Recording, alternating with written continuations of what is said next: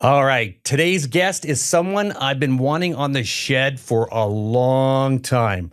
I'm joined with Dr. John Ogrodniczuk. Hopefully I got that right. A clinical psychiatrist, professor of psychology, and one of the people who actually study how men really deal with mental health.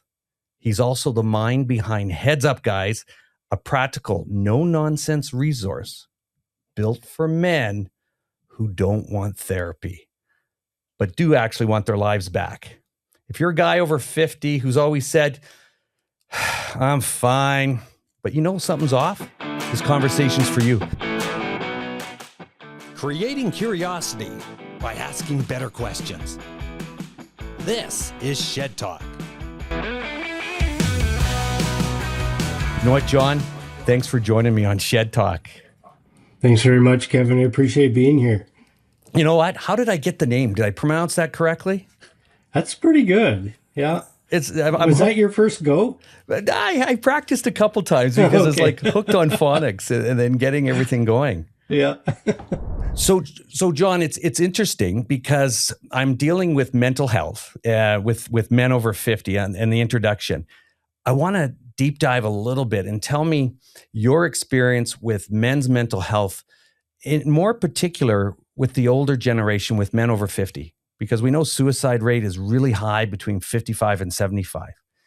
So I want to just deep dive on that, and I'm just going to leave that to you right now. So. Yeah, well, sadly, the suicide rate is high for guys, across the entire age spectrum, and indeed, over 50, it's pretty high. And I think across that age spectrum, you do get different generations and how they think and conceptualize about mental health, how they communicate about it, how they think about therapy or don't. And when you talk to guys like our age and older, it's hard because many of us grew up in a time where you didn't talk about stuff at all, and thus the topic of therapy rarely, if ever, came up. And we have a lot of misperceptions and misgivings about therapy, and often it's because we don't really understand what it is. And so for Heads Up Guys, it's not necessarily just for guys who don't want therapy, because I would say that a lot of guys are open to things that will help them feel well. It's about educating guys about what therapy is and how they can use it as a tool to start living the life that they want. And so that's one part of what we do, is just letting guys know what therapy is, how you can use it, and how to access it. So when we're talking about Heads Up Guys, and you started this how many years ago? It's been going for 10 years now. So what made you all of a sudden just start up Heads Up Guys? Like, where was that aha moment for you? I don't know if it was so much an aha moment. I've been working with guys in, my private psychotherapy practice for 30 years. And then like over 15 years ago now, at least, a colleague, John Olaf, he's a professor at UBC like me. And we got together and we started talking about our shared interests and an interest in men's health and men's mental health in particular. And we started up Canada's first, and I think still only, men's mental health research program. And through that work, through clinical work as well, starting to think about, how can we really start changing things? Because, for me, guys come in, I work with them, and that's been kind of my norm for a very long time. But I know in the broader sphere of things, guys just weren't accessing help. And it's not that they didn't need it. And in fact, it's not because they didn't want it. It's because the help that was available for a lot of guys, it just wasn't resonating with them. It didn't feel like it really understood them as men. So I got to thinking, well, how can we start filling that void? And I kind of reflected on myself and a lot of my friends as guys. If something's not right, my knee's hurting, my shoulder's hurting or whatever, and we don't know what's going on, well, we go to Dr. Google. We start typing in some symptoms and try to sort ourselves out. And it's like, Well, what's out there for men's mental health? Start looking. Nothing. And it's like, what about being in that space? What about being there for guys when they're looking for something to help themselves? Let's be that something. And so that really was the genesis of Heads Up Guys. And we launched it in 2015, June 2015, during Men's Health Week. And we really didn't know what to expect of this thing. But very quickly, it started getting traction. And it got traction in BC and beyond through the nation. That was our hope, or our idealized hope, is that, maybe we'll be a national resource. Well, it turned out that we were filling a gap not only for Canadian men, but men in general. We started getting traffic from all over the world, and still, and now to the tune of 10,000 people a week from all over the place coming to use this thing. So when you're looking at this, you're getting 10,000 people a week. They're Googling AI. It's probably now at the top of AI's list of men's mental health to take a look at this. Heads Up Guys. Now, what was one of the most surprising facts when you launched it and it took off? What was the one thing in that whole site that was actually an eye opener? Like, what was the one piece that people started to follow and go to? Like, because usually, like on a website, when we have a website, you have a landing page, but there's usually one page that really catches a man's attention. What was that? Sure enough, and that turned out to be our depression screening tool. Outside of the home page, by far the most visited page on the website. And we now have a whole self-check suite built out that's encompassing more than just that. We started with one self-check tool. It was, like I said, the depression screening tool. And we learned guys like taking tests to kind of sort themselves out. And it's like, I'm not feeling so good. I don't really know what it is, or maybe they might suspect what it may be, but are uncertain. And they come and take this self-test. We spit out a number, and it's not just a number. It's we give the number some meaning. We contextualize what that means, and then very importantly, next steps. And it's like, okay, you're showing that you might be experiencing some moderate to severe symptoms of depression. Do this. And that's one of the things that's about our site. It's very action orientated. We want guys, if they come there, if it's 30 seconds, 3 minutes, an hour, whatever they spend there, we want to give them something tangible to walk away with. Some next steps. Here's what you can do for yourself. Now, do other psychiatrists, psychologists, do they actually say, hey, you got to go to Heads Up and use this first? Do they support it as well? As much, well, obviously as much as you yes. do? Yeah, lots and lots of people, like family docs, mental health professionals. I know of barbers, physiotherapists, massage therapists. So lots of different, health professionals, allied professionals, just other kinds of professionals. People are referring to us, and that's the wonderful thing. It's like we have a great tool. And in fact, it's the world's most comprehensive men's mental health resource, period. But if people don't know about it, it's literally useless. So that's the biggest thing, is just sharing, having conversations, letting people know that we exist, so that if they need it, or if they know somebody who may need it, they know where to turn to for that help. Now, did you ever expect it to actually have 10,000 hits a week? No, I wasn't sure if we were going to get 10,000 a year, but we're at we're over 6.5 million visitors to this thing since we launched it. Now, who's paying for this? The public. So it's all publicly funded. Yeah, 100% of our operations are funded by donations from the public. Yeah, and so to me, that's a testament. When we talk about, it's peer reviewed, peer approved, or whatever, it's like the world or our peers, they're letting us know whether or not they feel this is worth something, worth their hard-earned dollars to support. And we've been getting great support over the last 10 years, and hopefully continuing. I wish we would get support from more formal entities like the government, but we don't. Nonetheless, for me, it's a source of pride that members of the public, my fellow human beings, see that this is something worthy and choosing to support it. And that means a lot to me. And, it's hard work because we're always scrambling for donations, but it's work worth doing. And it's interesting when we talk about mental health as a whole, because mental health as a whole, so you have your females and you have your males, and then how many men actually don't have access to a lot versus females?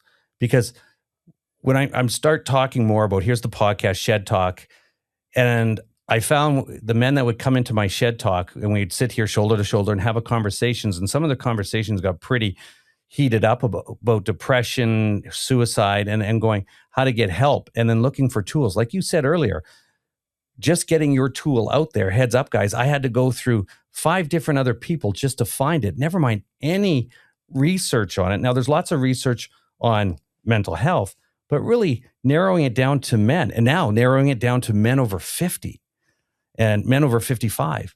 And that's been almost impossible to find. And why is that support not there versus female support? Or the, what do we call it, the woke crowd? Like, we hear everything that side, but for men, we seem to be lost out there. We're kept on a silo. Yeah, I wish I had a clear answer for you why the support hasn't been there. And I wonder if one of the reasons is that maybe people haven't been thinking about the need or the necessity to actually have tailored resources for men, and thus it just hasn't been done. Like I said, when we launched this thing 10 years ago, there was virtually nothing out there in the digital space for men, and there's still very little. It's growing. It definitely is. There's still a long way to go for us. And even physical spaces. One of the things that I would love to be able to do if we ever got that level of funding is actually start developing Heads Up Guys clinics. These are spaces for boys and men to come to get help. So right now, what we do with Heads Up Guys, we're not a direct service provider in the traditional sense. Yes, our resources are a type of service, but when somebody comes along and says, I want to start working with somebody, I know I'm not living my best life right now, and I don't like it. I know there's something more, and I want that, and I want to work with somebody to get there. We don't have that service. We have the world's only therapist directory focused on men's mental health. So we have over 1,000, I think we were closer to 1,500 service providers across our main markets, Canada, US, UK, that we can, it's a conduit to connect to help. So if you're a visitor and you want to work with a therapist, somebody who has experience working with men, we have that mechanism to connect you, but we don't provide that direct service.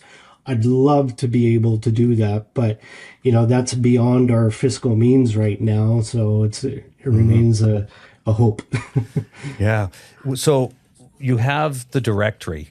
What part, when you first started this, was the most important part? Was it the directory was the most important, or was it actually the questionnaires to help men to say, answer these questions first, whatever the questions would be? Which came first? I call it the egg before the chicken versus the... Well, the directory actually came later. It came a few years later, in fact, because it just felt, we didn't know what this was going to be in the first place. And so we put a lot of work into first trying to help men directly understand themselves better. So whether that was through the self-check, a lot of articles around men's mental health and things that you can do for yourself. We also have a section from the beginning, understanding that others play an important role in men's health. So we had a section for still have a section for friends and family. And it's like, if you've got a guy in your life that you're offering support, Here's what you need to know and do. So that's a critical part. So all these different aspects. Another one was stories from real men who have struggled and have come through it and want to share from their experiences with other guys to let them know that they're not alone, that they're understood, because that's one of the isolating things when we're experiencing something like depression. It's a very, very isolating thing. We feel so lost and lonely and hopeless in that, but just knowing other guys have been through it and have gotten better actually gives me hope. And so we wanted to share a lot of those stories. So we have the world's largest collection of, written stories, video stories of guys saying, yeah, I've been through the muck and I want to share my experience and what I learned because it might help somebody else. So collectively, this is what the site was. But then as we got more and more traction, more and more visitors, and it's like, one critical missing piece is if somebody says, yeah, this is great, and I want therapy now. I want to work with somebody to feel better. We didn't have that mechanism. And so that's where the directory came in. Hey, take a minute and smash that subscribe button. And let's get back to the episode. So now the directory's in. What's the next part of that? Well, I know you're looking term the clinic, but sorry, you were going to say something. Well, no, because I want to bite size it because we know it's the clinic. So now we're on the next part because as we're looking at this transition from men, they start opening up. I'm going to ask a couple questions because one of them is about when men actually have that first conversation, they do the 1 out of 10. And what's that one thing that they know that they're depressed? Yes, they're seeing it, but what is that thing inside? Well, maybe it's not me. Maybe it's somebody else. Like, what's that aha moment for them that's going to make that change? And like you said, there's a whole whack of people. I got 2 parts here. There's a whole lot of people asking, well, here, you can hear my story. Here's the stories. You've got that. And then the back end was, what's the next spot for them? So that's 2 questions for you. So the first one is basically that aha moment for a man that's having mental issues or anxiety, whatever that story is at the beginning. What is that aha moment for them? Like, what would that be? Interestingly, for a lot of guys, because they've actually shared some of these pivotal moments, if you will, that you're referring to, is actually taking the self-check. Because think about it, this is a place that somebody's come to, and it didn't just show up on their screen. A lot of the traffic is organic, meaning people were searching for something, clicked our link, and came to our site. So it's not by accident, meaning they know something's amiss with their health. They know something's not quite right, but they might not be able to put their finger on it.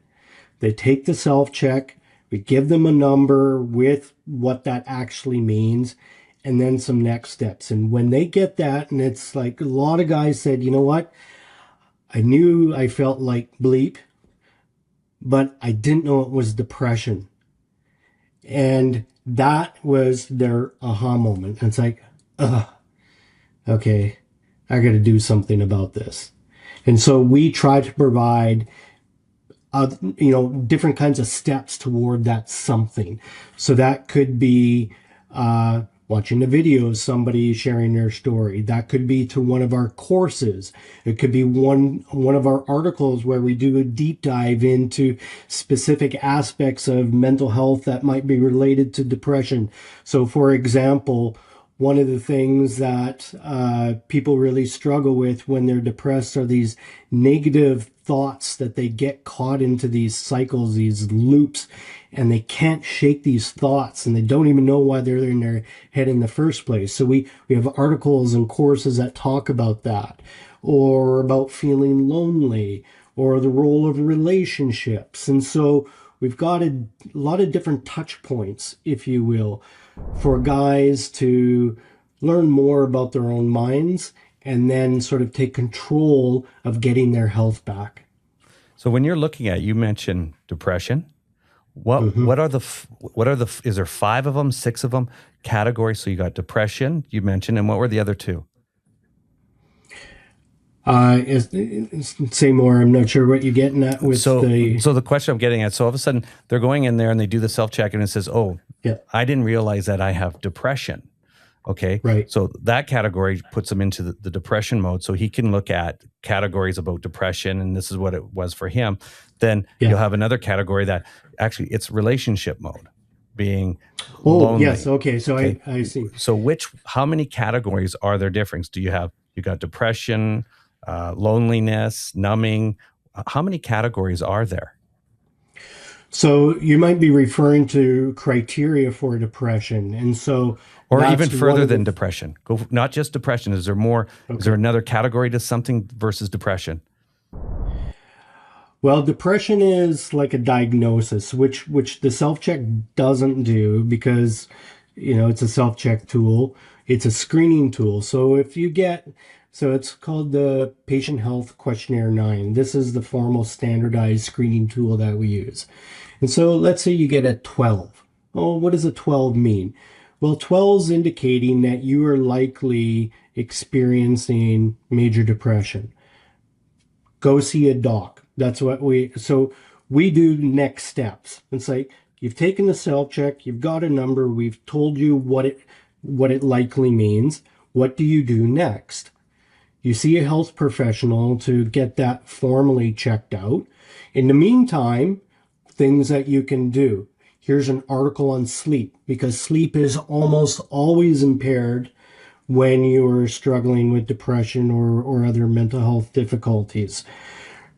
Relationships often play a big role, and it can be in two really important ways. One, maybe your intimate relationship isn't working so well.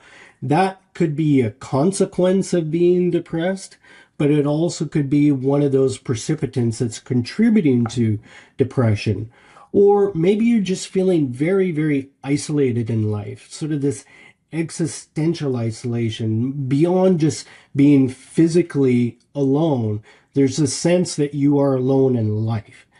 And so there's these categories, if you were, of different factors that can contribute to one feeling depressed.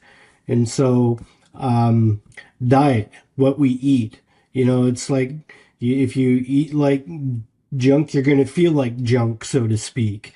But also when we're depressed, our diet, our eating is something that's very often affected. And so guys in particular, when they're feeling depressed, they'll often stop eating.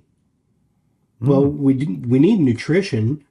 We need to eat well just to sustain ourselves. But also, if we can improve our diet, that not only affects our bodily wellness, but our mental wellness as well. So you going through this for years and years and years, how's your mental state in this, dealing with men constantly, depression, you're dealing in the whole realm. How do you become grounded in this? Like, what is your day like to be grounded? Because you're in the pit every single day. And how do you control your emotions and your feeling? And what do you do? How do you do your self-check-in? I have a number of mechanisms that I use. One is that I have some very good colleagues that I can talk with about this and in a professional and personal way, which is very, very helpful. And that, honestly, not just for me, for any of us, talking about what's going on in our minds is so crucially important for our wellness in the broadest way possible. And so I have to live by what I say. So I talk. I have a good relationship with my wife, and we talk. I love playing hockey. I love getting on the ice, and it's like the rest of the world and everything with it disappears. Or I get on my bike and I go ripping through the forest. To me, that's my meditative experience, if you will. It's like you have to be tuned into the moment and let everything go as you're winding through the trails in the forest, or go swimming. I like being physically active. That's my thing. And having a good social life, just friends that you can connect with, is really important. So I really do try to practice what I preach. I have my bumps like anybody else, and I'm not righteous about anything that I do. I just try to do, little bits of good for myself and hope that collectively they all work. Has there ever been a time doing everything that you have been doing that, and I always go back to an aha moment, the fork in the road, where which path that all of a sudden you took, if you, and you'll know this because we all have that, there's a fork in the road where we made a change of our lives to go this way versus this way that you knew, and it changed your outlook on life, that like, oh my God, I am so glad I did that. That was an aha moment. It could have been that talk you listened to or that person or something there that actually changed your life at a moment. As people have those one chances, like they listen to somebody talk and it's like listening to this podcast and all of a sudden they're talking, they're going to go up to Heads Up Guys. That'll be one thing in their life that could have changed their life. Was there one thing for you? And you look at this that changed your life to where you're at. Yeah, one thing stands out. I was finishing my PhD at the University of Alberta, and my supervisor was moving to UBC, and he had some money for a postdoctoral fellowship. So that's kind of the next stage after you graduate with your PhD, if you want to kind of go into the academic route. So he said, "What do you think?" And I'm like, "I don't know. Let me call Jen and my wife." And I told her what was going on, or I said, "What do you think about moving to Vancouver?" And she paused for a moment and she said, "Well, that sounds kind of fun." And we did it. And I wish that there was more heady discussion to say that we did it, to contemplate a lot of really important factors. No, we thought that was fun. We took a risk on ourselves. We had at that time a 2-month-old baby. Just finishing, sadly, my grandfather had just had a stroke as well, and I was really close to him. So a lot of things going on, but it's like, well, there's got to be some next step after this. And it's like, why not try that? And we didn't have any friends or family here. It's like we knew no one. And so it's like really starting from scratch, but we did it. And it was scary, but it's almost like we were too young and naive to really think too much about that. And we just trusted ourselves and we trusted in each other. And I would say that was actually the biggest thing, because it fundamentally shaped our lives. And I know our kids wouldn't have had the lives that they did because of that. And that was a pretty pivotal moment for me. Yeah. No, and I appreciate you saying that, because a lot of people don't. As simple as it sounds, just moving changes every perspective of your life. And that's a great thing. So for men over 55, okay, that are trying to find themselves, what's the one thing you would tell them today? Do something meaningful. And I'll contextualize this. I don't mean something profound. Something that means something to you. And it doesn't even have to be in the context of work or what you do for your profession. It just has to be an activity of some sort that you find meaningful, that there's some purpose there that's interesting to you. Because one of the critical things that we struggle with, particularly as we get older, because like, let's just say, I'll take myself as an example. I'm approaching mid-50s. My adult children, they're doing their lives, and that busy part of life is over for me. It's over for my wife as well. So it's just us now. And we have so much more time on our hands, time that was filled up because of all the stuff that the kids were doing. And that's not that it was bad, and don't regret any of that. But now I have to think about me in that way. And it's like, what is something that I want for myself that interests me, that challenges me, that makes me feel purposeful, that makes me feel like I'm doing something that matters? We don't often think about things like that. And when we don't, there can be this void in life, this vacancy.